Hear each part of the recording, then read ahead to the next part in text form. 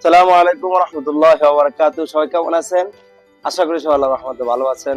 আমি কথা বলছি জোবায়ের জামিল, ফেসবুক পেজ এবং ইউটিউব থেকে কবুতর সম্পর্কে।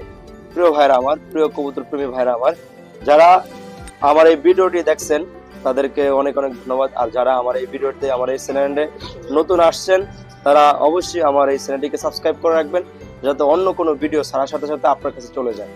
তো চলুন, আমি প্রথমে ধান নিয়েছি, তারপরে এখানে আরো অনেক কিছু অ্যাড করেছি। এখানে এটা হলো আপনার ডাবলিটা অ্যাড করব। এখানে আমি অনেকগুলো ডাবলি নিয়েছি, তো আপনারা চাইলে নিতে পারেন। এবং তারপরে আছে ছোট ছোট বিচি দানার রেজা, রেজা মিক্স করলাম। তারপরে রেজা মিক্স, এটার সাথে অনেক কিছু মিক্সকার আছে, তো এটা করে আপনাদেরকে ভেঙে ভেঙে দেখানো সম্ভব না। আমি এটার সাথে মিক্সকার করছি রেজা এবং ভুট্টা এবং গম, ডাবলি, তারপরে সূর্যমুখী, তারপরে বিভিন্ন ধরনের আইটেম মিক্স করেছি। তো আপনি যদি এভাবে কবুতর খাবার খাওয়ান তো আশা করি কবুতরের গ্রোথ বেড়ে যাবে এবং কবুতর সুস্থ থাকবে, সবল থাকবে, আপনার বাচ্চার গঠনটা অনেক সুন্দর হবে। তো যাই হোক, অনেকে দেখা গেছে ধান খাওয়ায়, গম খাওয়ায়।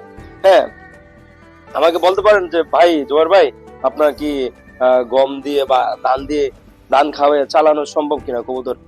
আমি বলবো হ্যাঁ সম্ভব, তবে এটার একটা ভালো রেজাল্ট আসবে না, ভালো একটা ফল আসবে না।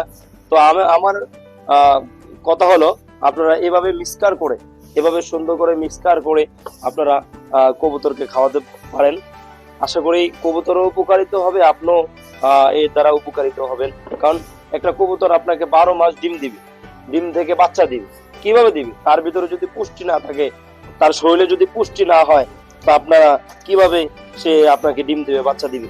দেখা গেছে আমি প্রথমে ভুল করেছি অনেক, আমার ডিম হতো না, ডিমের বাচ্চা হতো না, মারা যেত। হ্যাঁ, ডিম হতো। তো এই আর কি। তো সবাই ভালো থাকবেন, সুস্থ থাকবেন। আমার খাওয়ানো মিক্সচার হয়ে গেছে, আমি এই খাবারগুলো কবুতরকে দিব। এক ভিডিওতে দেখা হবে, সেই পর্যন্ত অপেক্ষা করুন, ধৈর্য ধরুন। এবং বরাবর মতো আবারও বলতেছি, আপনার চ্যানেলটি যারা এখনো সাবস্ক্রাইব করেননি তারা সাবস্ক্রাইব করে ফেলুন। ভালো থাকবেন সবাই। আসসালামু আলাইকুম রহমতুল্লাহ বারাকাতুহু।